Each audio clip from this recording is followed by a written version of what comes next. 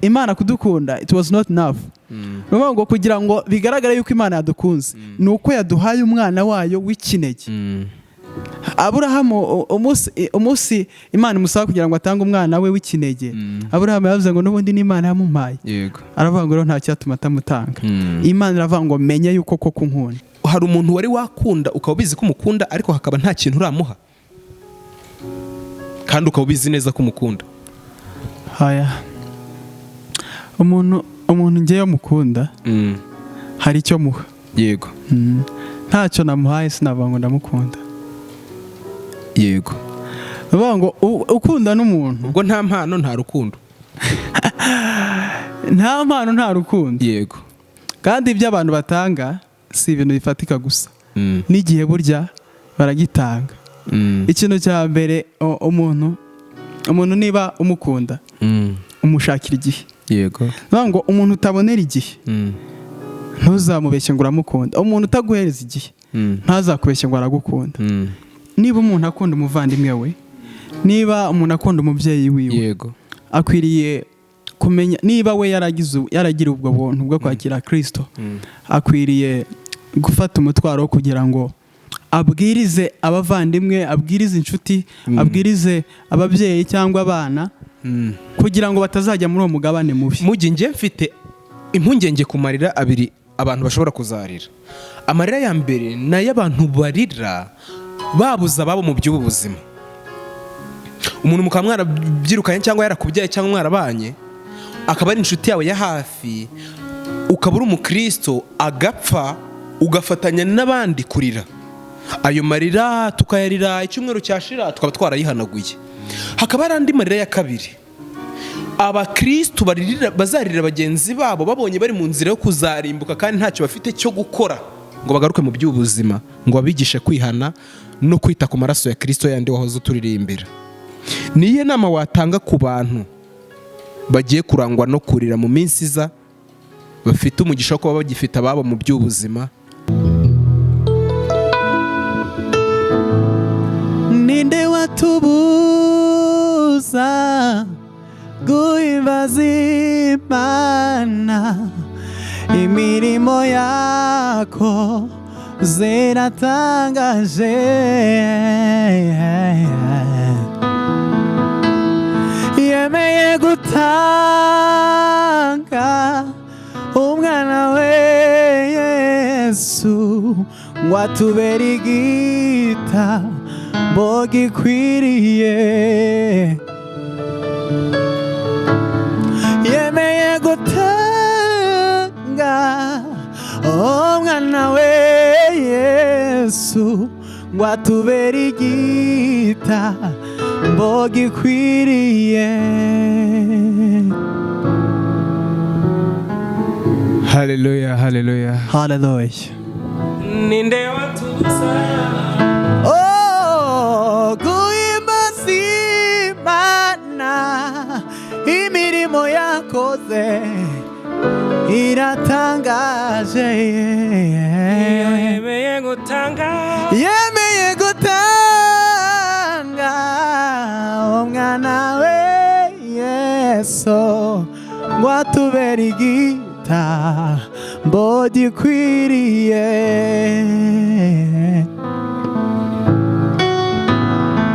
Yemeye gutanga umwana we Yesu ngo atubere igitambo gikwiriye. Erega mwami warankunze biruta uko byavugwa. Erega mwami warankunze, nyemerera mvugeho. Erega mwami warankunze biruta uko byavugwa. Erega mwami warankunze, nyemerera mvugeho. Erega mwami warankunze biruta uko byavugwa. Erega mwami warankunze, nyemerera mvugeho. Ndumva nsize amanga, ndumva imbaraga z'umusaraba,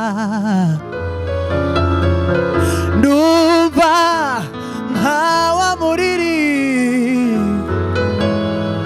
wanyeganyije cya gituro, ndumva umuriro w'umwuka, ndumva imbaraga zibohora. Erega mwami warankunze biruta uko byavugwa, erega mwami warankunze, nyemerera mvugeho, erega mwami warankunze biruta uko byavugwa, erega mwami warankunze, nyemerera mvugeho. Urakoze cyane, Imana iguhe umugisha. Mbese muraho? Turaho, turashima Imana. Abakurikiye Divya Family TV, uyu munsi twongeye gusura umuramyi Mugisha Israel, ufite ibikorwa bidasanzwe muri uyu mwaka ndetse no muri ibi bihe. Uri mu bihe byawe? Ni mu bihe byanjye byo kuramya Imana no kuyihimbaza. Yego, duherukana kera ndetse hacemo igihe kinini cyane ubwo wari uri kutubwira ko ufite imishinga myinshi ndetse igiye itandukanye. Hirya y'uko turi buze kwinjira kuri iyo mishinga, twaguhereza akanya ugasuhuza abadukurikiye kandi bagiye batanga komantere ku byo wakoze mu gihe cyashize, uvugane nabo ugire icyo babwira mu gihe tugitangira twanzitse iki kiganiro.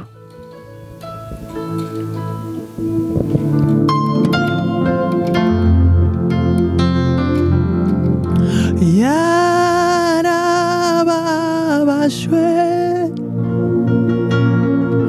mu mibyimba ye niho yankirije,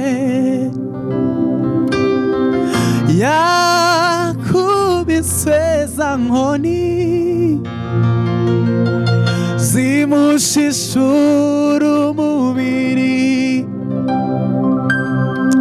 nyamara baketse ko yakubiswe n'Imana. Ndabashuje cyane, amazina nitwa Israel Mugisha. Duherukana kera ariko nagarutse, kandi nk'uko muvandimwe yari amaze kubivuga, ndi mu bihe byo kugira ngo nkorere Imana mu gihe cyanjye. Rero ndabashuhuje cyane, nk'uko nabibabwiye, amazina nitwa Israel Mugisha. Ko ni agace gato k'indirimbo iri mu nshyashya mperuka gusohora, nari mbanje kukabaririmbiraho. Ndabizi yuko bamwe muri mwebwe mwazumviseho kandi komantere zanyu nyinshi zagiye zingeraho zikunda ibi bihangano by'umwuka ndimo gukora muri iki gihe. Imana ibahe umugisha cyane, turi bugira akanya dutarame, tuziririmbe, tuzisubiremo, twongere twumva amavuta zifite. Imana ibagiriye neza cyane. Rero ni Israel Mugisha, nagarutse kugira ngo dutarame muri aka kanya. Imana ibahe umugisha cyane. Urakoze cyane Israel Mugisha, twakomeje kuba turi kumwe nawe, ntibikubuze gukomeza gucuranga mu gihe tuvuga.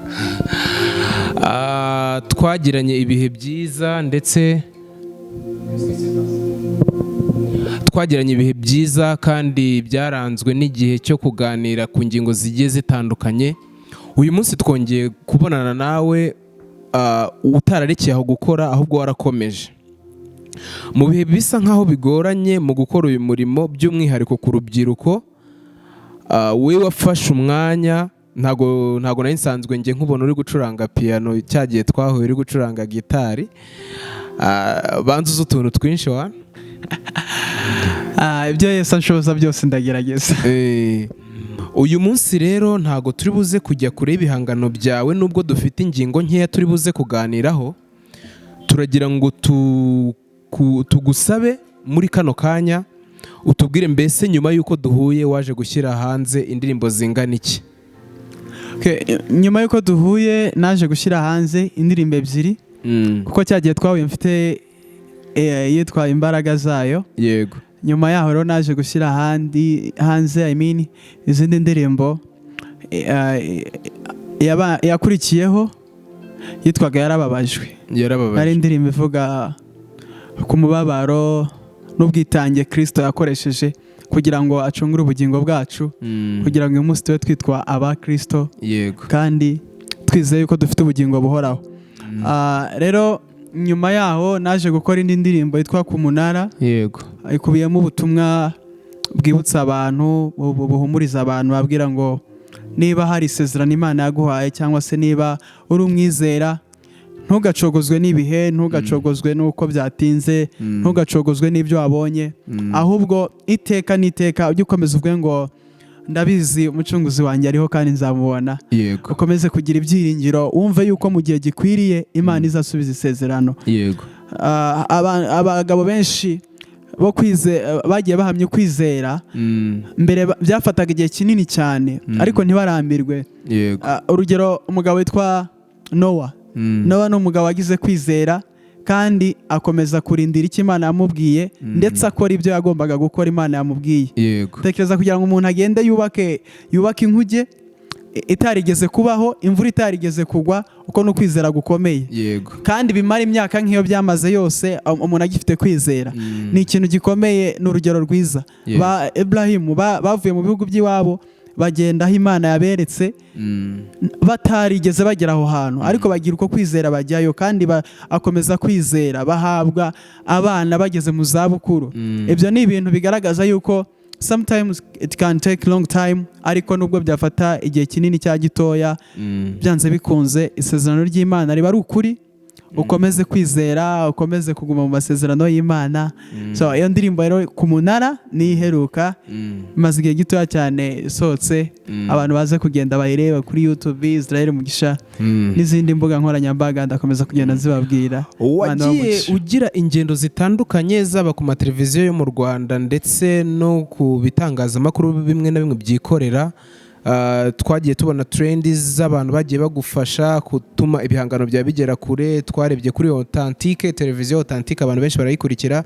Twarebye Genesis, nawe wakoze igitaramo. Uyu munsi turi kuri Divya Family TV.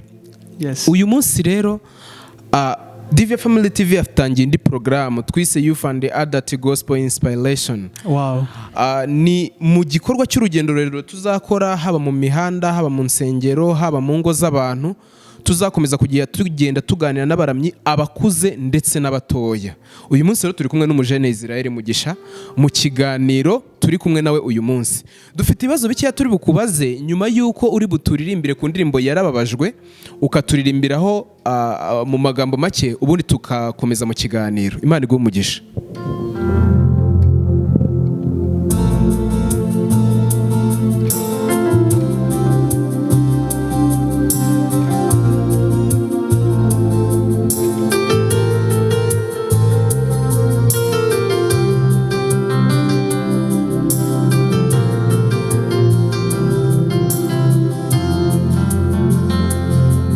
Urwandiko wanyandikiye rusubiyemo bona nirushya, umwuka wawe wera nkozeho, ampumuye amaso mbona ibihishe. Uru rwandiko wanyandikiye rusubiyemo bona nirushya, umwuka wawe wera nkozeho, ampumuye amaso mbona ibihishe. Erega mwami warankunze biruta uko byavugwa, erega mwami warankunze nyemerera mvugeho. Erega mwami warankunze biruta uko byavugwa, erega mwami warankunze nyemerera mvugeho. Numva shize amanga, numva imbaraga z'umusaraba, ndumva nkawa muriri wanyeganyeze cya gituro, ndumva umuriro w'umwuka, ndumva imbaraga zibohora.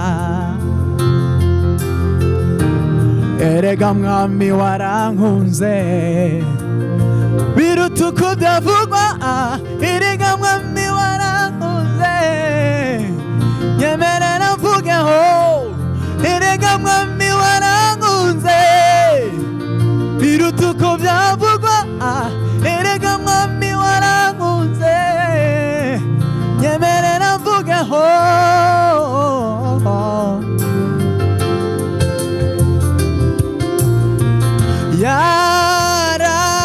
Yarababajwe mu mibyimba ye niho yankirije,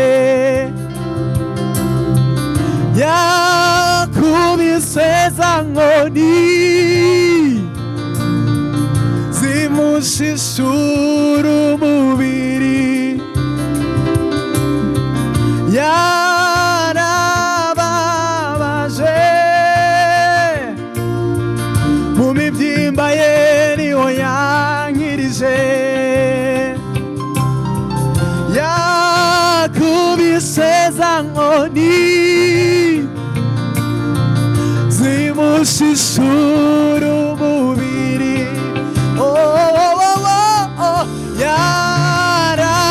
Yarababaje mu mibyimba ye niho yankirije, yakubise za nkoni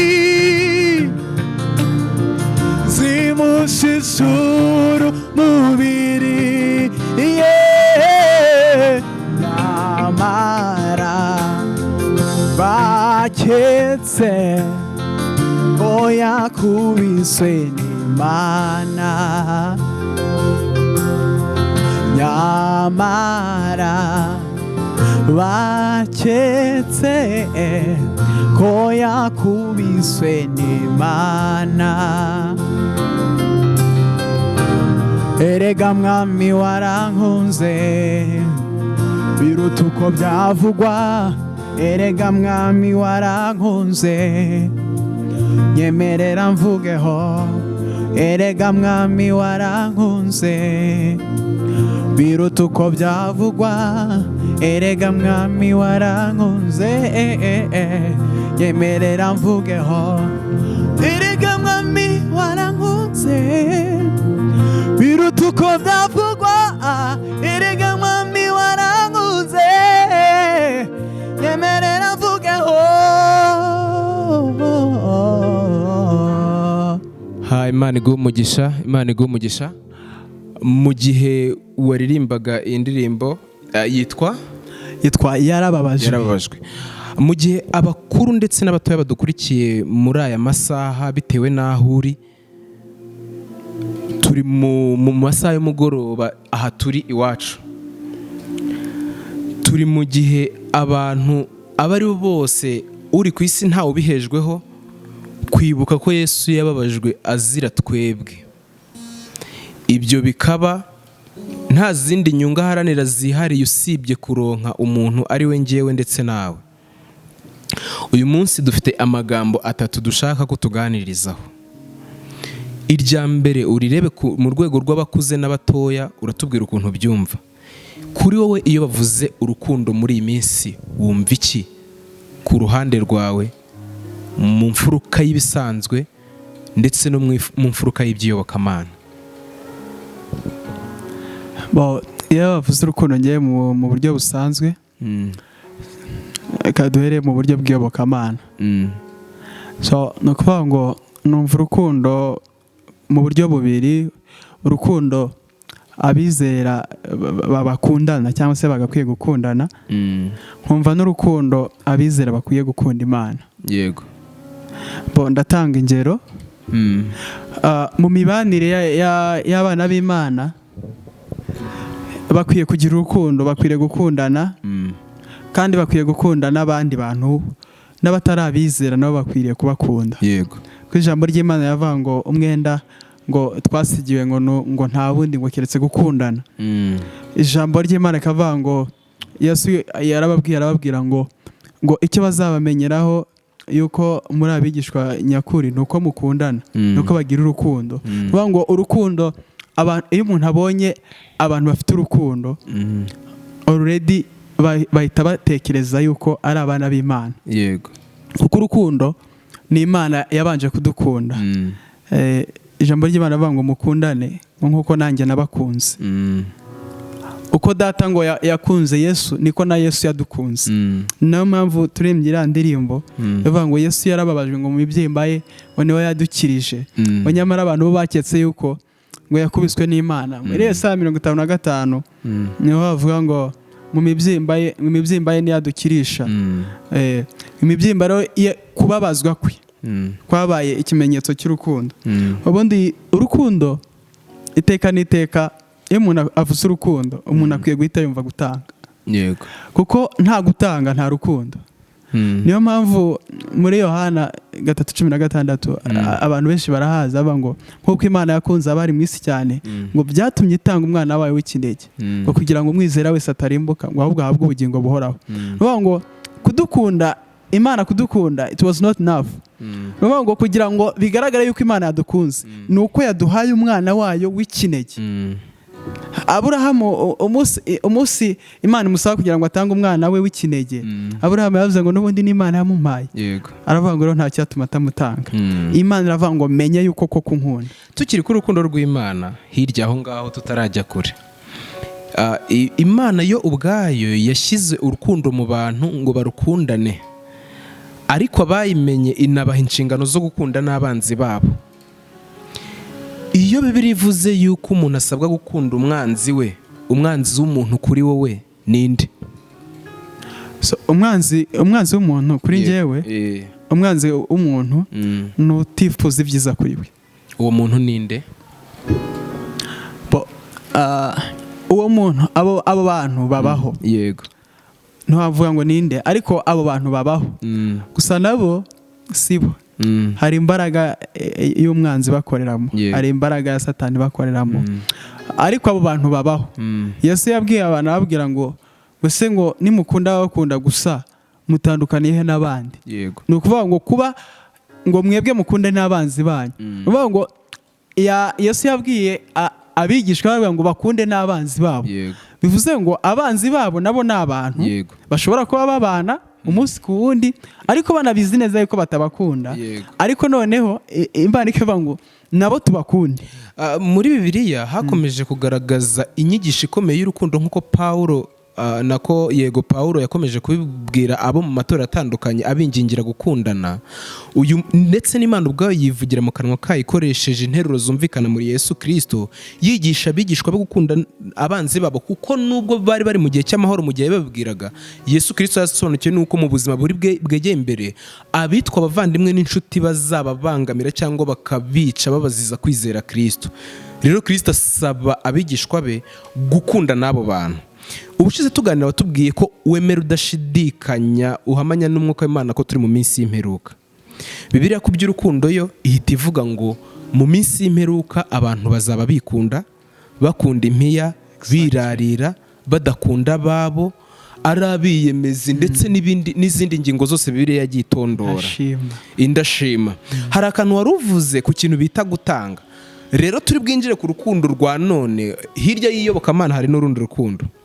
Abantu dusabwa gukunda abantu bagenzi bacu, abana basabwa gukunda ababyeyi babo, ababyeyi basabwa gukunda abana babo, abo dukunda ndetse tutanavukana, tudahuriye ku maraso asanzwe, mu masano ya bugufi, kuko twese turi bene Imana. Nanone uru n'umusore ubyumva ute? Hari umuntu wari wakunda ukaba ubizi ko umukunda ariko hakaba nta kintu uramuha,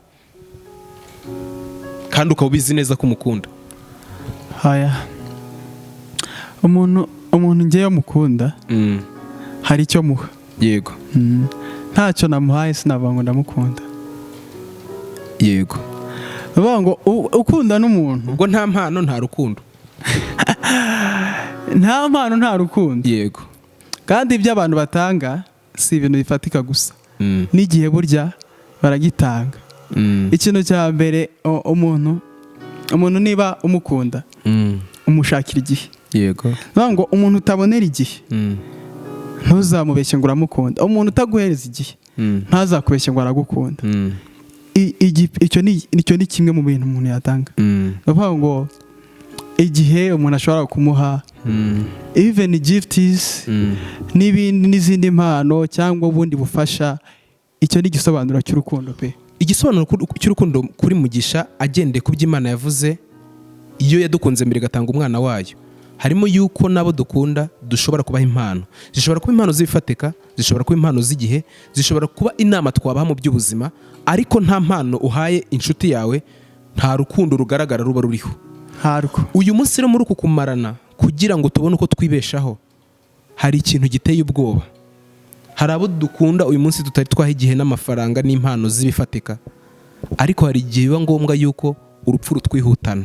Ubwo duherukana ubushize watubwiye yuko ku munsi w'urupfu rwawe abantu bazakora ibitaramo bakishima, bikwiye kuba ibirori, bikaba ibirori. Ariko se nanone uramutse, reka nsubiremo cya kibazo, uramutse umenye yuko umunsi wawe wa nyuma waba ari ejo, wakora iki? menye ko umunsi wanjye ari ejo, nabangiriwe umugisha. Jesi lumva nk'umukristo ni ukwicekinga hose ukareba ko wera. tuba mu isi yandi hari igihe ufite ibitameze neza, yego, umenye ko ari ejo ni ugutunganya ibyo ngibyo. hanyuma ikindi nakora nabahamagara tugasangira, nkababwira ati nyabone ejo nzagenda musezere. Okay, urakoze cyane kuri iyo ngingo. Ejo ni ryari? Hari abanyabwenge ku isi wabonye ko Bibiliya tuvuze ngo mu minsi imperuka ubwenge buzagwira. Hari abantu banditse ku mabotike yabo ngo ushaka ideni azaze. Ejo ni ryari kuri wowe? Ejo hahora ari ejo, ariko byanze bikunze ejo ni nyuma y'ubu ngubu. Nyuma y'ubu ngubu burya n'ejo. Rero uzapfa ejo. Waza kumpamagara kambwira ko ejo n'ubundi uzapfa kuko ejo ntihajya hagera. Ntabwo ari ejo hanye ejo. Niba ari ejo hanye ejo urabeshya wowe. Ejo nta gahunda mfite yo gupfa. Ejo nta gahunda ufite kuko habaho n'ejo bundi. Aba ejo n'ejo bundi n'ejo bundi. Ariko ejo tugeze, ejo nanditse ibi bintu byitwa ejo, n'ubundi haba hafite ejo. Gusa ejo umuntu n'ubundi apfa ejo, ariko umuntu aba yapfuye umunsi. Bivuze ko dusabwa imyiteguro none y'ejo, kuko bucyana ayandi niko abanyarwanda bavuze bo hambere, kandi iryo somo kuko ryarafashe. Nibyo, kuko nawe yavuze ngo muhore mwiteguye ko mutazi umunsi n'igihe. Yego. Hirya y'imfuruka rero bita urupfu, kuko uyu munsi turi mu gihe abo mu bihugu duturanye bari kwicwa n'imiyaga, inkubiri z'ibiza n'ibiza, namushyitsi n'umutingito. N'ejo bundi twaratigise. Wari uri ariko ndi mu rusengero. Ubu wari uri mu rusengero? Njye nari ndi mu mazi. Njye nageze ku butaka numva abantu bari kuvuga ngo isi ngo yatigise, ngeze mu rugo nsanga ibintu byangiritse. Kandi barambwiye ngo mazi ahubwo niho haba umutingito wahatari. Njye nari ndi mu bwato ndimo ndagenda, umutingito uraba, ngeze ku butaka nsanga abantu bari kuri hoteli hano twaparitse bwa mbere babize icyuye. Wageze ku isi. Ni ngaho utari ku isi. Nageze ku butaka bisanzwe, ngeze no mu rugo nsanga inzu zasataguritse. Ariko abo ari mu gace keza, ariko ubundi bavuga ko mu mazi bari ahantu haba umutingito wahatari. Ntago nabimenye wana. Wari uri mu rusengero? Nari ndi mu rusengero. Wari ufite amahirwe muri mu minsi 40 ndabizi. Turimo gusenga Imana, ariko burya ntabwo kuvuga ngo uri mu rusengero cyangwa uri hanze. Oya, wari urimo? Nari ndi mu rusengero. Kubamo. Ntabwo ndi kuvuga kuba ari presence. Wari uri mu rusengero? Na presence yari irimo. For sure. Na presence yari irimo. Iyo biza kurangira hari igihe bitari kurangira neza, hari bidatunganye. Umutingito buriya ujya kumera nka accident, ariko umutingito uzubumva. Kame umutingito uzubumva. Ntabwo ari nka accident imodoka igukubita ngo kwandura umunota. Turegera imbere, n'ubwo abantu badukurikiye bari buze bafite amatsiko yo kuza kukumva uririmba. Nari mfite amatsiko y'ikibazo kimwe gusa, ubundi tugatarama. Ikibazo kimwe nari nshigaje cyari kukivuga ku bijyanye n'imperuka hirya y'urupfu. Buriya nubwo abantu imperuka ishobora urupfu rushobora gutinda, n'abapfuye tukwigishwa n'Imana ko bazazuka, ariko imperuka nta mperuka izakurikira imperuka, kuko nyuma y'urupfu hari umuzuko, hari n'ubundi buzima, ariko nyuma y'imperuka hari ubugingo. Hari ubugingo. Iyo nk'urubyiruko ukurikije imiterere y'ubuzima uko buri kugenda none, ukongera gufata akanya gato ko gutekereza ko hazabaho umunsi ibintu byose bizashyirwa ahagaragara, uwo munsi ukitwa imperuka, utekereza ko ari umunsi uzaba uteye ute kuri wowe, nubwo n'ubundi ubwonko budashobora kubikurura nk'uko bizaba? Ngewe yangira icyo gihe cyo kwibaza ngo nyuma y'ubuzima nyuma y'ubuzima uza gushyiramo ubwenge bwinshi. Nta bwenge bwinshi, njya mbyibaza, nkwibaza ku munsi w'imperuka gusa ntabwo nkunda kwibaza ku munsi w'imperuka, ahubwo nkunda kwibaza mu ijuru. Mu ijuru, twagiye mu ijuru nyine icyo kibazo abakristo benshi turagifesinga, dutekereza ukuntu ibintu byo mu ijuru bizaba birenze, biri na byiza, ntitutegereze ku munsi w'imperuka. Yego. Rero imperuka za benshi ziba urupfu, ariko imperuka ntago ishobora kuba urupfu. Hari abantu benshi bafite iyo myizerere, nayo turaza kuyigarukaho. Hari abantu bafite imyizerere ivuga yuko iyo umuntu apfuye biba birangiye, nyine imperuka ibibaye. Ariko abizera n'abakristu hari ubundi buzima, hari ubundi buzima nyuma y'urupfu. Hari abantu bazazurwa barapfuye, bongere bagaruke mu buzima turiho none, nk'ubu busa nk'aho ari ugukanguka, babe bari maso. Ikintu cyitwa imperuka kiba kireba, icyo kintu iyo gikuriye mu bwonko wumva bimeze bite? Numva kizaba giteye ubwoba. Iyo ugitekereje uratinya? Iyo ugitekereje uratinya? Ntabwo ntinya, kuko nizera ko umunsi w'imperuka utazaba ari umunsi uteye ubwoba. Ni ukuvuga kuri njyewe, umunsi uteye ubwoba uzaba, ariko ntabwo ari kuri bose. Ku bantu bazaba bagiye kujya mu muriro bazaba bafite ubwoba, ariko ku bantu bazaba bagiye kujya mu ijuru uzaba ari umunsi w'umunezero cyane. Niko ntekereza umunsi w'imperuka hari amagambo aboneka mu byahishuwe igice cya 20 nifuza ko tuganiraho njye nawe. Igice cya 20 gifite umutwe uvuga ngo Satani abohwa abakiranutsi b'Imana na Yesu. Satani abohwa abakiranutsi b'Imana na Yesu imyaka 1000.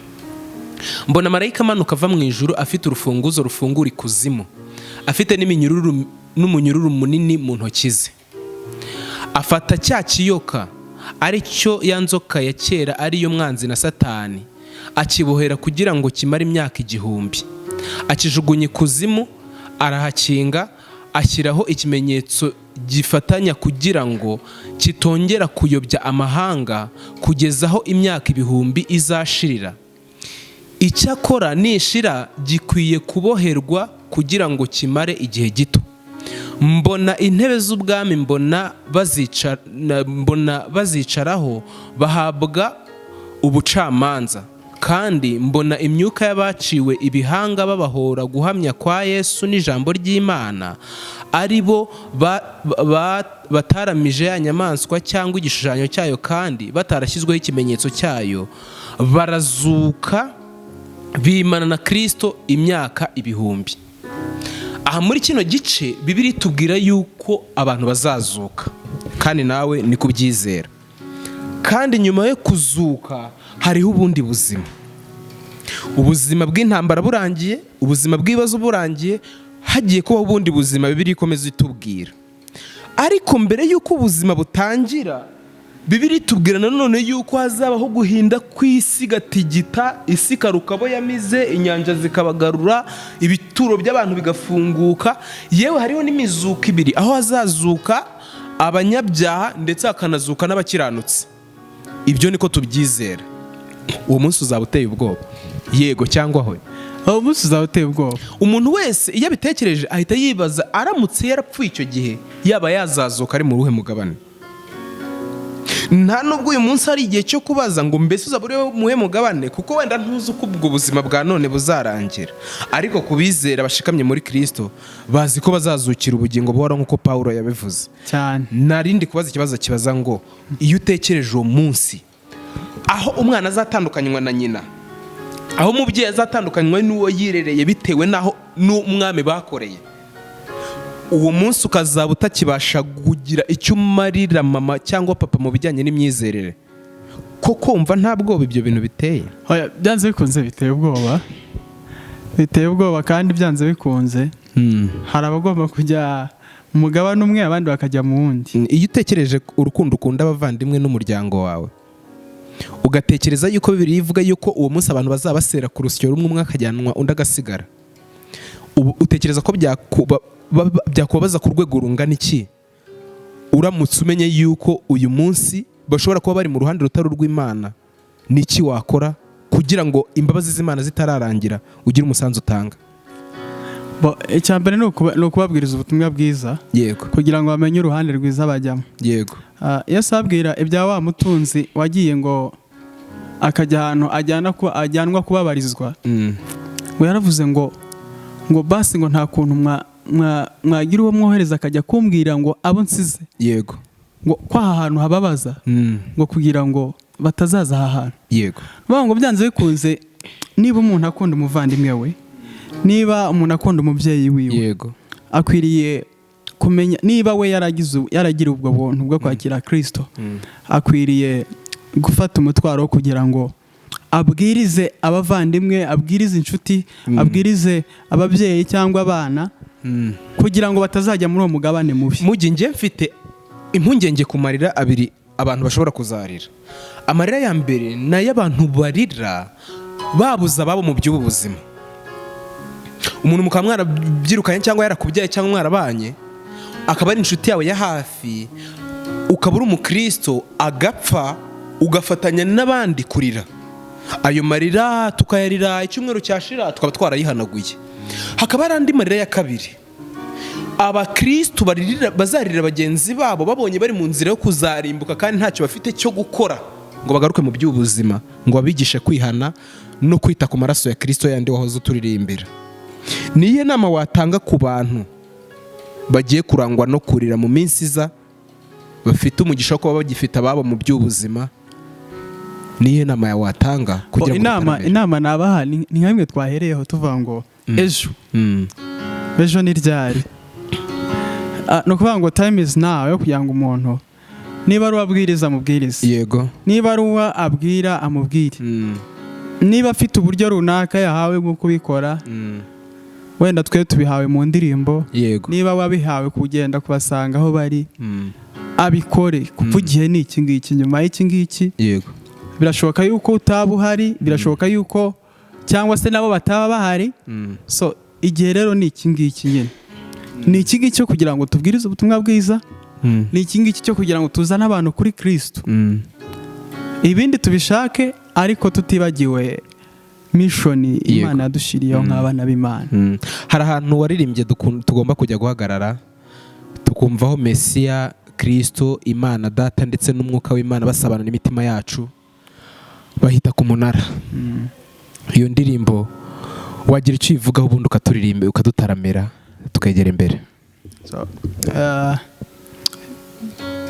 Iyo ndirimbo okay, abaza kubishobora baze gusoma muri Habakuki, yego, ibice 2, umurongo wa mbere, yego, niba uri na radio ushatse wahabasomera muri Habakuki ibice 2 umurongo wa mbere.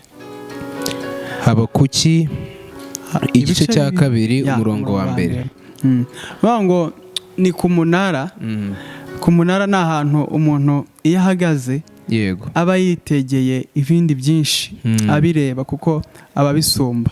Inyandiko igitubwira ko bari abepiskopi, bashobora kureba kure kandi bahagaze ahirengeye. Nuko kabisa. Habakuki igice cya 2 umurongo wa 2 handitswe amagambo avuga ngo nzahagarara hejuru y'umunara aho ndindira kandi nzarangurura ndeba aho ari numve icyo ambwira, nuko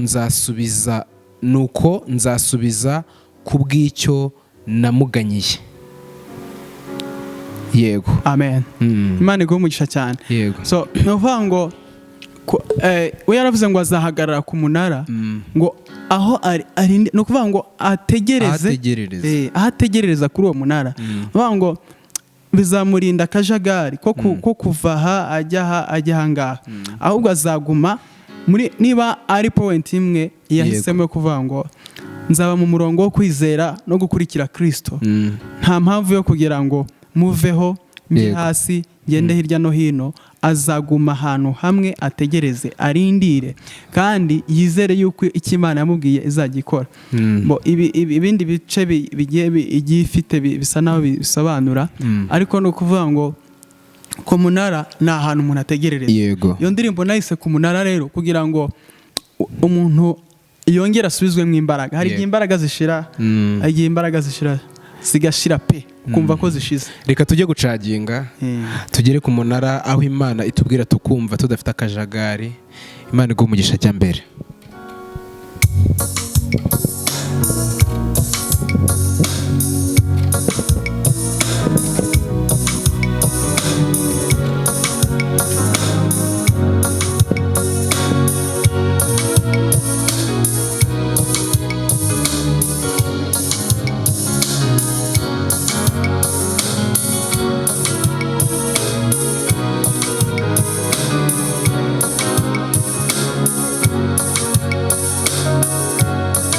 Duhagaze ku munara Elohimu Adonai, turindiriye isezerano ryawe Jehova, kuko icyo wavuganye natwe uzagisoza, kuko icyo wavuganye natwe uzagisoza.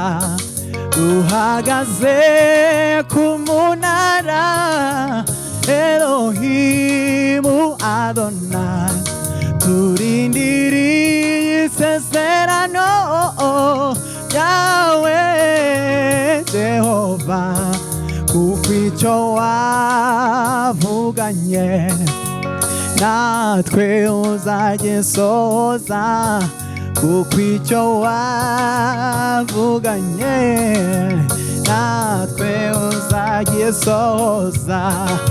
Duhagaze ku munara Elohimu Adonai, turindiriye isezerano ryawe Jehova, kuko icyo wavuganye natwe uzagisoza, kuko icyo wavuganye natwe uzagisoza.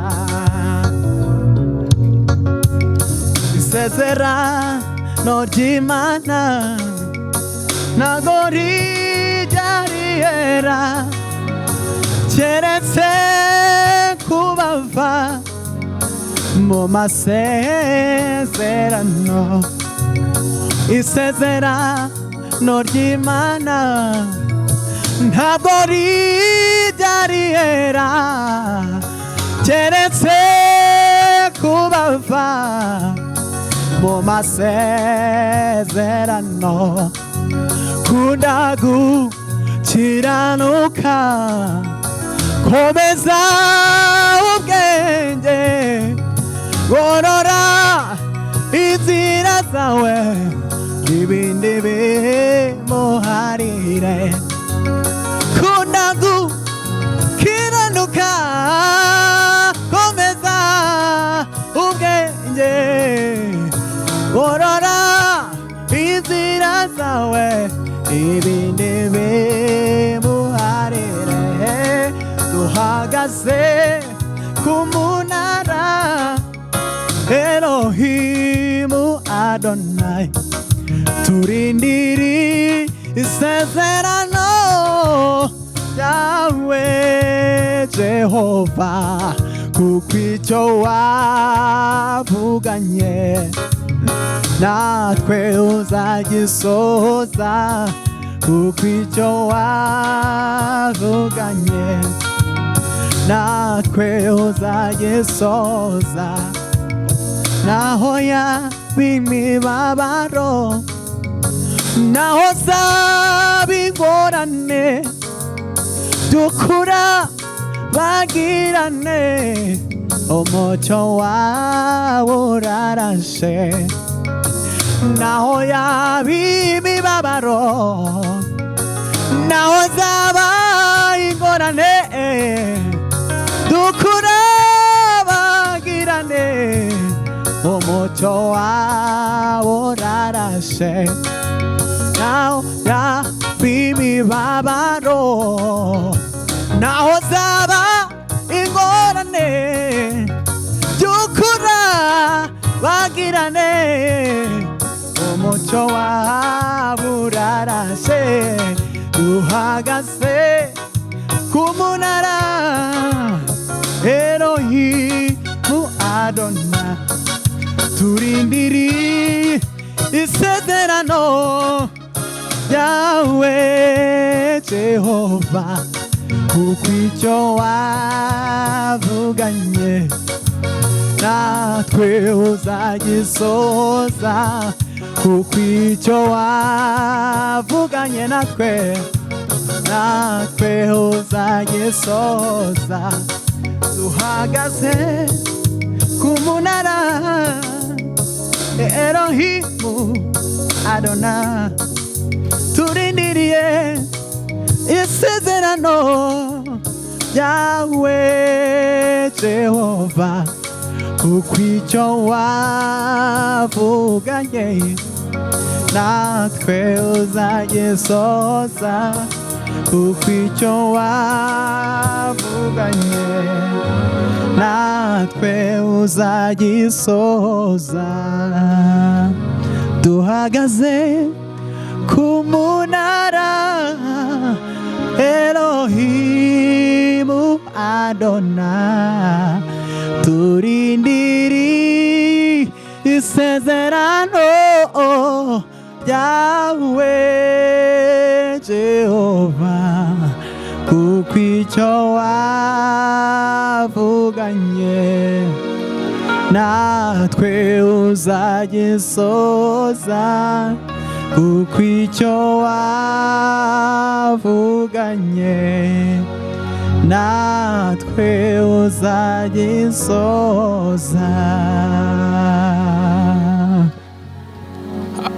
Niba byemewe gukopera uraza kutubwira niba hari indi mishinga cyangwa se izindi ndirimbo arizo za nyuma wakoraga tumenye gahunda ihari. Ntabwo zino arizo ndirimbo za nyuma ahubwo zino nizo ndirimbo za mbere. Yego kuko nibwo ntangira urugendo rwo kugira ngo nkore uyu murimo mbinyujije mu kuririmba. Abantu badukurikiye bitega iki mu minsi iraza? Abantu badukurikiye mu minsi iraza bitege izindi ndirimbo, bitege ibitaramo. Tugana ku musozo w'iki kiganiro tugira ngo tugushimire uburyo ki wabanye natwe. Niba hari akantu waducurangiraho kamwe ubundi ukadushyira imbere y'Imana tukagana ku musozo, wabugize neza kandi Imana igumugisha.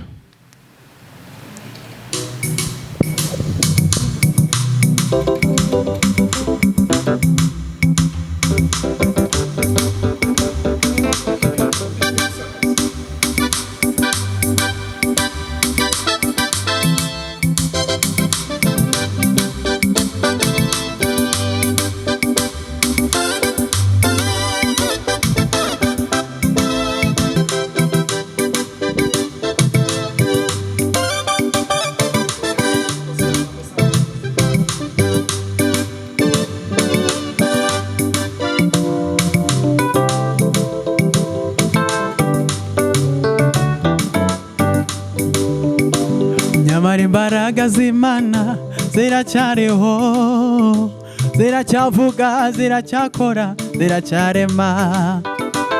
Nyamara imbaraga z'Imana ziracyariho, ziracyavuga, ziracyakora, ziracyarema. Nyamara imbaraga z'Imana ziracyariho, ziracyavuga, ziracyakora, ziracyarema. Izere, izere, izere. yizere yizere nubwo ibihe byahinduka ihora ariyo kwizerwa nubwo abantu bahinduka ihora ariyo kwizerwa